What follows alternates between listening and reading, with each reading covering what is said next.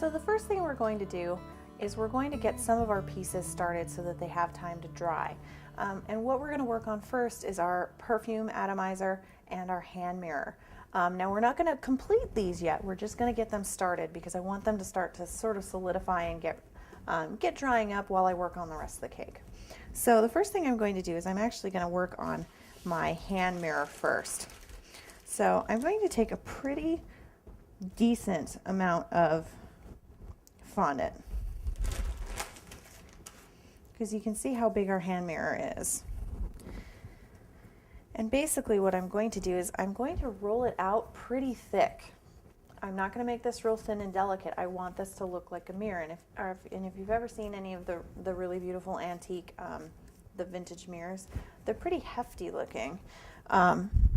So what I'm going to do is I'm actually going to use my Corian board to kind of have things sit on while they're setting up. So I'm just gonna add a little bit of a vegetable shortening to it, and then I'm just gonna leave it alone. And so what I'm doing here is I've got kind of the general shape that I'm kneading out, and the reason for that is I don't want to knead out a super huge piece, and that handle is going to be a lot smaller. So there we go. So all I'm going to do is I want to leave it, I'd say probably about anywhere between 1/2 inch or 3/8 and 1/2 inch thick. And mostly you just want to make sure that it's a uniform thickness. Here we go. And when you have it, I think that's not quite big enough. Here we go. When you get it the size you want it and the thickness,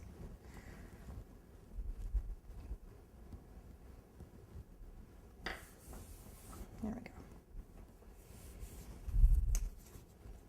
We're going to go ahead and cut it out using our X-Acto knife. Now, when you cut this out, it's going to look very flat, mostly because it's going to have that very, very sharp edge. But don't worry about that too much. We're going to use a combination of molds and our gum paste tools to really make this look beautiful. So I'd actually recommend using your paring knife for this. And you're just going to, might have to use my X-Acto knife after all. It's very thick. It's going to be kind of difficult to cut out. Don't get discouraged. So you just want to try to get as much of that little detail in as you can. If it helps to kind of stop halfway, take that extra off so you can see a little bit better. You can go ahead and do that. Okay, now this is where we're going to pick up our piece with our pattern and put it on our Corian board. Now you can see how flat and two-dimensional this is. Don't get discouraged. What we're going to do now is we're going to use our fingers and we want to round this edge out. And we want to, really round it out. Go ahead and get your finger underneath there and start really making this a nice round edge. If it helps to flip over and do the bottom first, you can do that. And what I like to do is just kind of press and rub.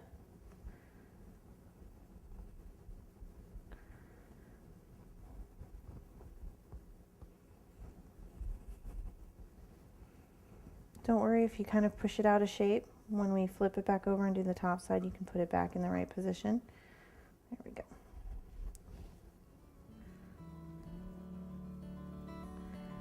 You can see how it's starting to look more curved. What you want to avoid is doing what I just did right there, is putting fingerprints in it.